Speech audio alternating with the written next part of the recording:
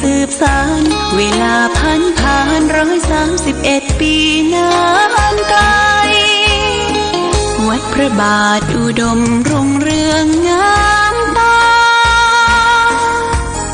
เจ้าน้อยบุญธาวงศาข้าหลวงปวงเชียงใหม่ปกครองหัวเมืองฟ้าทุ่มเทแรงกายแรงใจทุกชาติพันธุ์รวมใจรักษา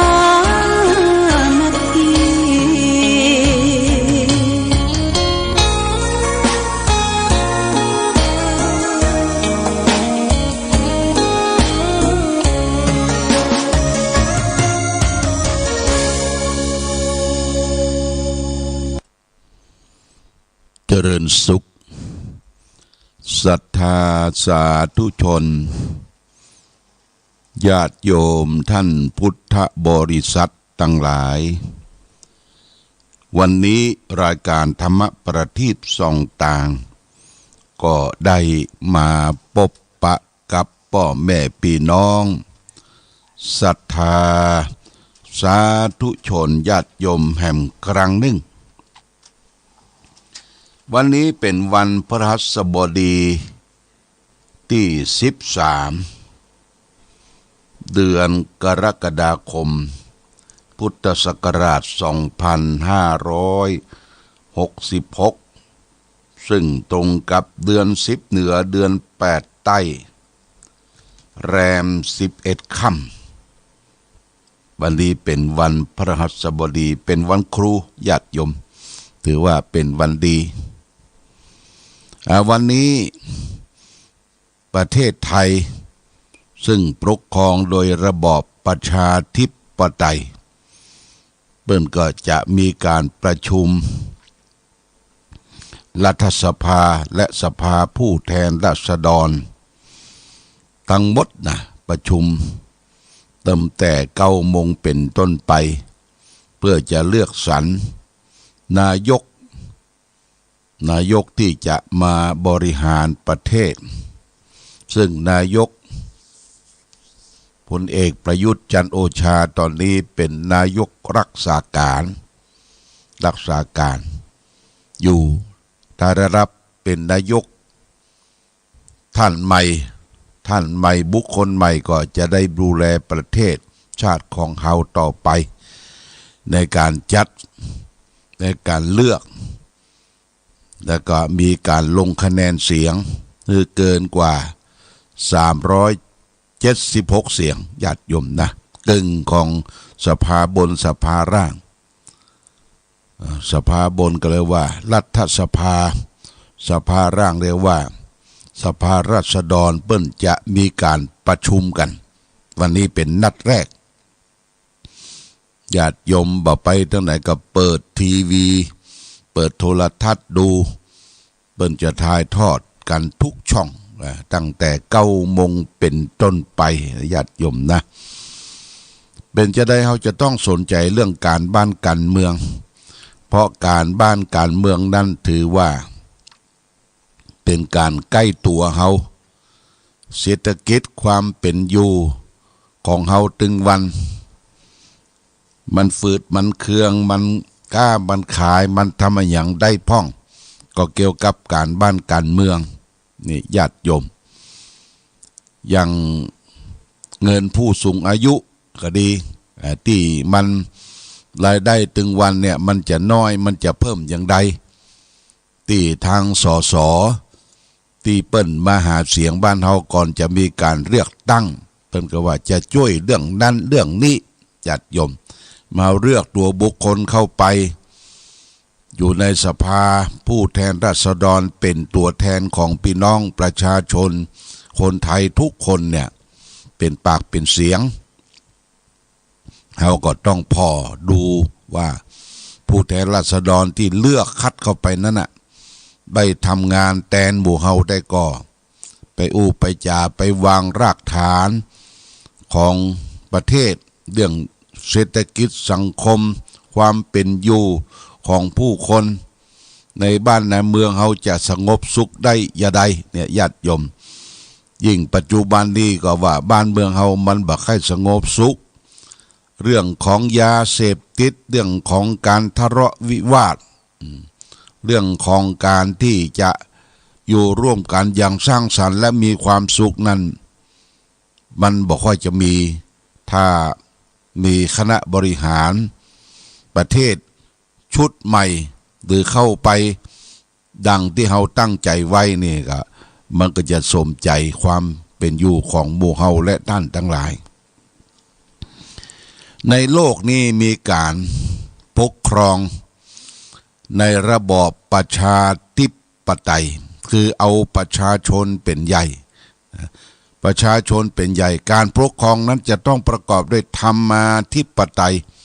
เอาธรรมะเป็นสิ่งที่ถูกต้องนะเอาธรรมะเป็นสิ่งที่ถูกต้องมาเป็นเครื่องบรรทัดฐานปกครองบ้านปกครองเมืองจะต้องมีคุณธรรมมีธรรมะและแห่งส่วนหนึ่งเรียกว่าอัตตาธิปไตยประเทศที่ปกครองโดยระบอบใช้อำนาจตัวเองนะใช้อำนาจตัวเองไปยึดเอาอำนาจของประชาชนปกครองเอาตัวเก่าว่าเป็นผู้สั่งการแต่เพียงผู้เดียวเนี่ยอันตรายญาติโยมนะอย่าพิษจะถูกอันตราย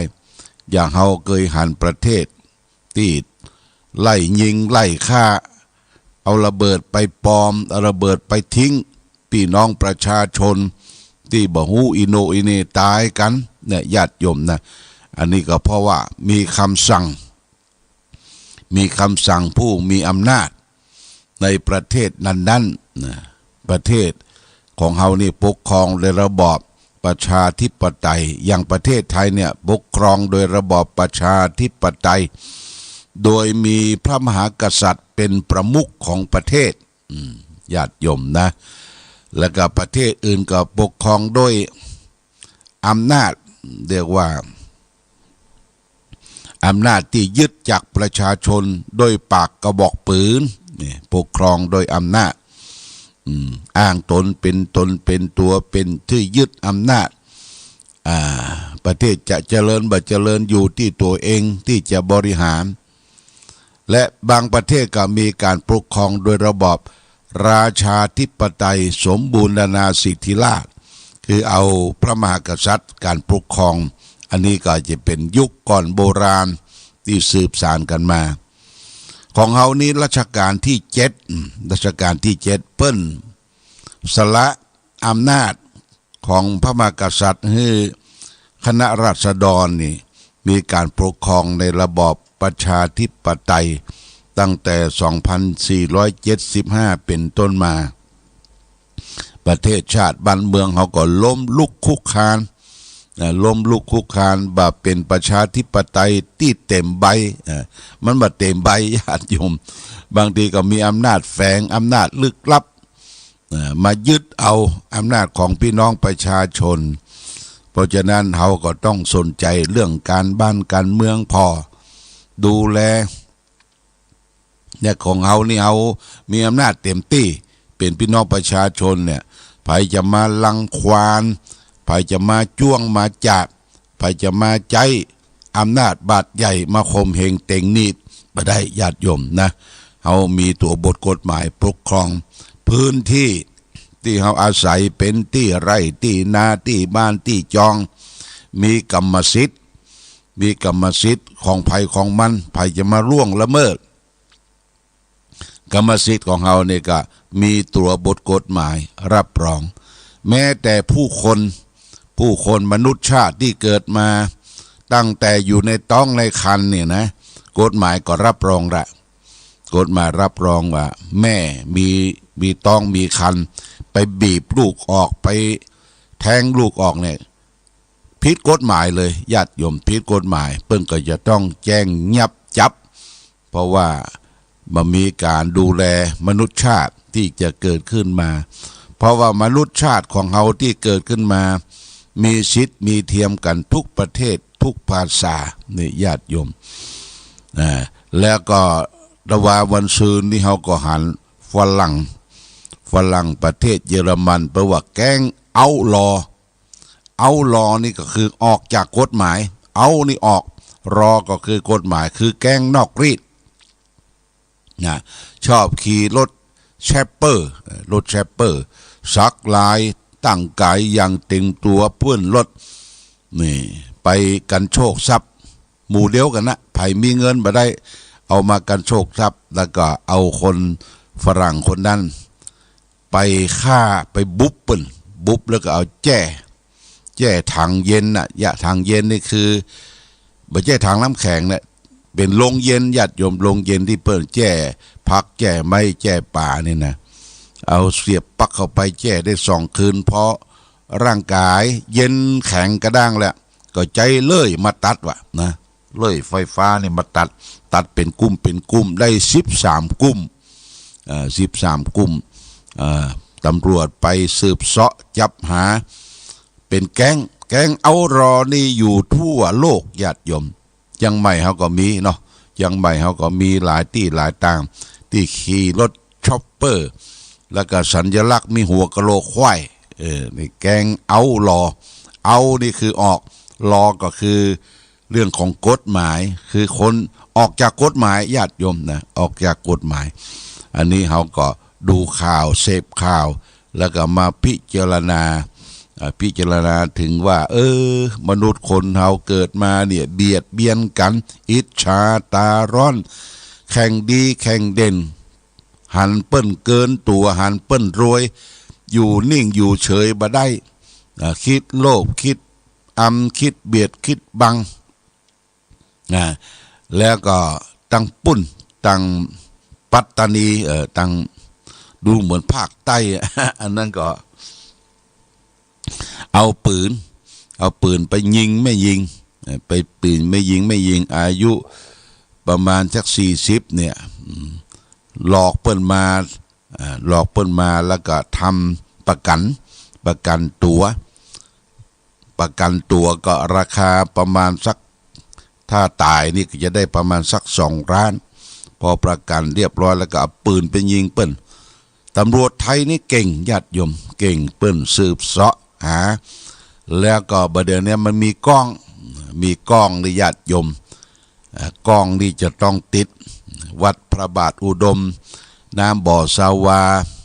ที่บนสำนักวิปัสสนาสำนักปฏิบัติธรรมนี่ก็มีกล้องแหละญาติโยมกล้องไผขึ้นมานี่ก็หูก็หันเฮาบ่ต้องไปตั้งจอทีวีกล้องเฮาก็เปิดโทรศัพท์ดูว่าการเคลื่อนไหวผู้คนถ้าอันอย่างมันชกมันหายไปเพื่อก็ดูไทม์ไลน์ก็คือเวลาไปตามถนนต่างมันไปพดที่ไหนแล้วก็บุคคลที่บ่พึงพัฒนาเนี่ยแฟ้มอาชญากรรมนี่ตำรวจเปิ้นมีกันทุกที่ทุกสถานีเพื่อก็จะมาเปิดดูว่าแฟ้มอาชญากรรมบุคคลนั้นบุคคลนี้มีประวัติความเป็นมาเป็นจะได้เกิดติดคุกติดตารางเคยเสพยาเคยการโชคชับเปิ้นหรือไม่นี่อยู่ในแกงประเด็นนี้การบวชกับมึงการญาติโยมการที่จะคนที่จะเข้ามาบวชเนี่ยเปิ้นได้ทรงชื่อทรงนามประวัติผ่านที่ตำรวจก่อนตำรวจฝางก็ส่งไปเบิ่งกับไปพิสูจน์เปิดดูว่าไอ้ดั้งเดิมของคนที่จะมาบวชน่ะมีความประวัติมีความเป็นมาจะใดถ้ามีประวัติก็จะส่งมาที่สำนักงานเจ้าคณะอำเภอจะบวชสัก2 เดือน3 เดือนหรือบวชตลอดไปก็ตามนี่ญาติโยมบ่ใช่ว่าตึกตักจะบวชนะตึกตักกะลึกตึกตักมาถึงจะบวชบ่ฮู้ว่ามาจากไหนถิ่นใดที่ใดนะบางคนมันเป็นแก๊งมันเป็นคนชั่วคนร้ายหนีคดีมาปล้นฆ่ามาก็ดีหรือเป็นคนทรพีต่อพ่อต่อแม่บุบพ่อบุบแม่จะหนีมาบวชนี่บ่ได้ละญาติโยมนะเขาก็ช่วยกันสอดส่องดูแลช่วยกันที่จะป้องปรามช่วยกันที่จะ อนุรักษ์รักษาสิ่งที่เป็นประโยชน์ตนประโยชน์ท่านนะเพราะฉะนั้นทุกท่านทุกคนเขามีสติมีปัญญามนุษย์นี่ชื่อว่าเป็นสัตว์อันประเสริฐกว่าสัตว์เดรัจฉานทั้งหลายเฮานี่ประเสริฐกว่าสัตว์เดรัจฉานนะลวกแหลมกว่าสัตว์อื่นเป็นหมูเป็นม้าเป็นเป็ดเป็นไก่บางทีเขาสอนหมูม้าเป็ดไก่วัวควายนี่มันก็จำอยู่จำเป็นบางอย่างญาติโยมจำเป็นบางอย่างจะไปสู่นิพพานแดนความสงบเย็นบ่ได้มันตึกแค่สวรรค์อย่างวัวอย่างควายเนี่ยเอาไปเทียมเกวียนก็ดีไปไถนาก็ดีอย่างควายเนี่ยก็จะหูจักขวาไปไถนามันก็จำเป็นบางอย่างแต่มนุษย์จำกว่านั้นมนุษย์คนเราจำนักกว่านั้นเป็นสัตว์ที่ประเสริฐกว่าสัตว์เดรัจฉานแต่มนุษย์เนี่ยเป็นคนที่สร้างความเดือดร้อนวุ่นวายญาติโยมนะอยู่ด้วยกันที่เดือดร้อนวุ่นวายเพราะอย่างเพราะกิเลสคือตัวบาปตัวสกปรกกระมกต่างๆกิเลสมี3ตัว3ตระกูลกิเลสที่เป็นความขี้โลภกิเลสที่เป็นความโกรธกิเลสที่เป็นความหลงโลภกดหลงเนี่ยอยู่กับบุคคลใดผู้ใดเต็มตัวน่ะมีความยินดีมีความอยากได้มีความต้องการรบราฆ่าฟันแย่งชิงกันนะยิ่งแย่งที่ดินกันอยู่แย่งกู้กันสวาทแย่งกู้กันสังวาสแย่งอำนาจบาดใหญ่ซึ่งกันและกันเนี่ยกิเลสทั้งนั้นญาติโยมนะกิเลสเพราะฉะนั้นเขาก็จะต้องมีความอดกั้นอดออมมีสติมีปัญญารู้รอบว่าเขาเกิดมาในปัจจุบันเนี่ยเขาจะมีความสุขได้ในปัจจุบันเนี่ยอย่าใดถึงจะมีความสุขวันนี้ก็เอาหลักธรรมครั้งธรรมมาฝากคือแก่ญาติโยมของท่านเจ้าคุณทองดีสุรเดโชปรริญญาธรรม9ประโยคราชบัณฑิตที่เปิ่นได้คัดมาจากพระไตรปิฎกวันนี้เอาเรื่องอธิวาสนขันติคถาอธิวาสนขันติคถาว่าด้วยความอดกลั้นอันนี้อยู่ในพระไตรปิฎกขุนทรีสูตรขุนสุนทรีสูตรเมขิยวรรคพุทธกนิกายคุตกนิกายธรรมปัตตกถาเล่มที่25หน้า38ผู้ที่เจ้าตัดเป็นภาษาบาลีว่าอุทันติวาจายชนาอาสัญญตาสเรหิสังคามะขตังวะกุญชรังสุตวานะวักยังพรุสังอุทีนิตังอธิวาสเยภิกขุอนุทธจิตโตแปลว่าเราชนผู้ไม่มีความสำรวมระวังชอบใช้วาจาที่ทิ่มแทงผู้อื่นเหมือนทหารฆ่าศึกใช้ลูกศรทิ่มแทงช้างที่ออกศึกภิกษุได้ฟังคำหยาบคายที่คนเหล่านั้นพูดแล้วอย่าคิดประดุษร้ายพึงอดกั้นให้ได้อันนี้เปิ้นก็บอกว่านะเราชนผู้ใดสำรวมระวัง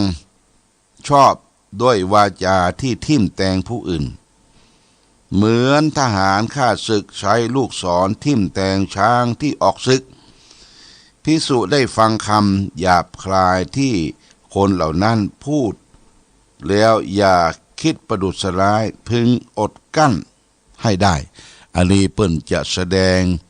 คือพระภิกษุสงฆ์ได้รับทราบสาวก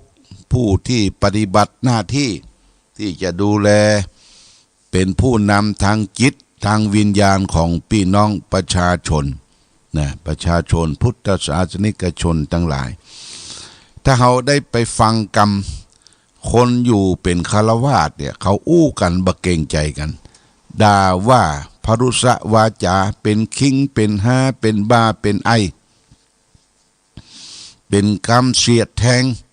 เป็นหมูเป็นมาเป็นพกูนั่นพกูนี้พ พระสงฆ์สาวกได้ไปฟังอย่างนั้นไปนอปอกรรมกระเปิ้นแม่นละนะพระสงฆ์นะ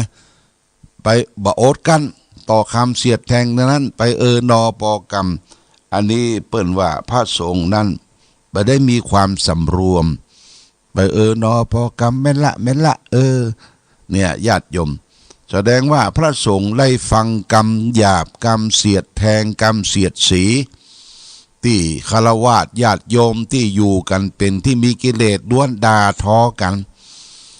พระสงฆ์บ่ควรที่จะมาเก็บมาคิดบ่ควรที่จะไปห้ามปรามนะเวลาฆราวาสทะเลาะวิวาทกันเนี่ยห้ามพระพุทธเจ้าห้ามพระสงฆ์ไปห้ามทับห้ามทะเลาะวิวาทดีบ่ดีก็จะโดนด่าลูกหลงเข้าข้าง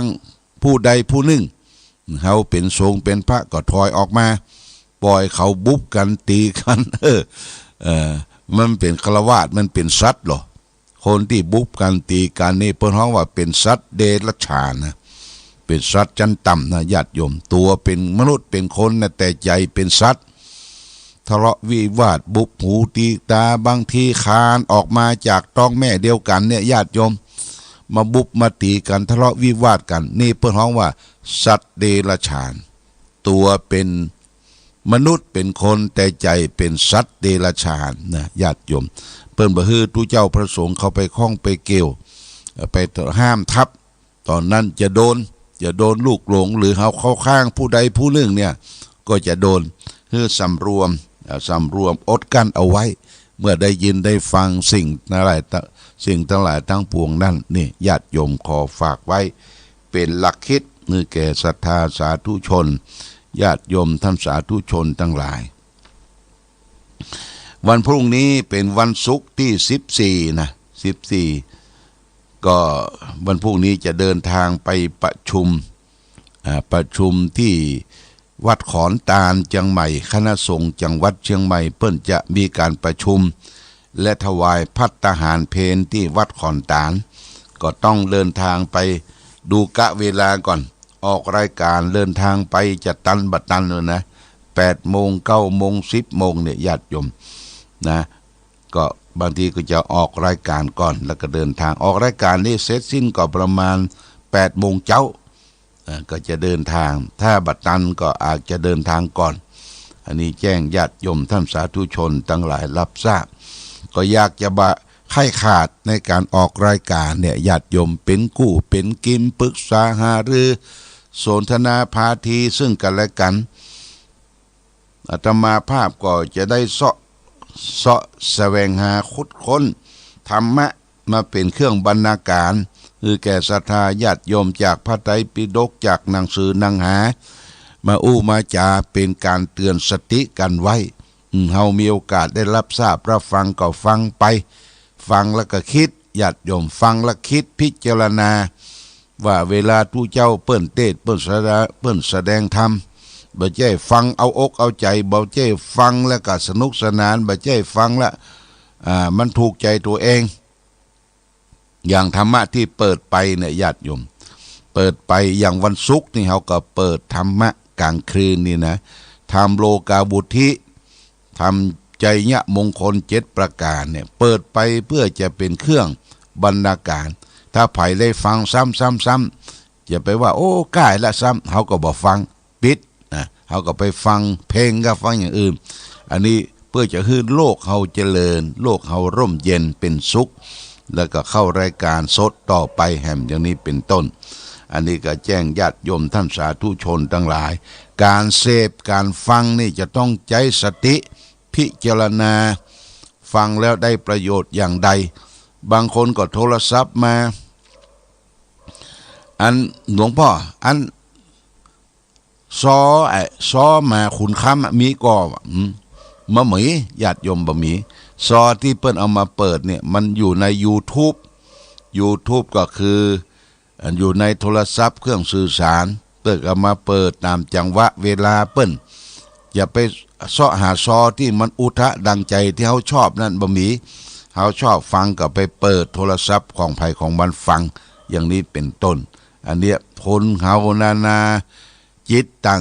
งใจบางคนก็ชอบอย่างนั้นบางคนก็ชอบอย่างนี้อย่าเอาใจทุกคนนั้นมาได้ญาติโยมนะอันนี้ก็แจ้งญาติโยมท่านสาธุชนทั้งหลายแล้วก็ฟังธรรมะตลอดทั้งวันนี่เขาก็เลือกสรรเอาครูบาอาจารย์มาเทศมาแสดงธรรมพระอาจารย์มหาบุญช่วยพระมหาสมภพหรือองค์ที่แสดงธรรมเป็นกิจลักษณะคือข้อคิดพิจารณาแก่ศรัทธาเนี่ยเขาก็ฟังเก็บสาระธรรมประโยชน์นั่นไปอย่างนี้เป็นต้นเอาละวันนี้รายการธรรมะประทีปส่องต่างได้มาพบศรัทธาสาธุชนทั้งหลายญาติโยมก็พอสมควรแก่กาลเวลาขอความผาสุกความมีธรรมจงมีแก่ศรัทธาสาธุชนญาติโยมทุกท่านรายการธรรมะประทีปส่องทางต้องขอลาก่อนขอผู้ฟังจงตั้งมั่นจิตหันษาด้วยธรรมะขององค์พระพุทธาได้นำพาให้เกิดความ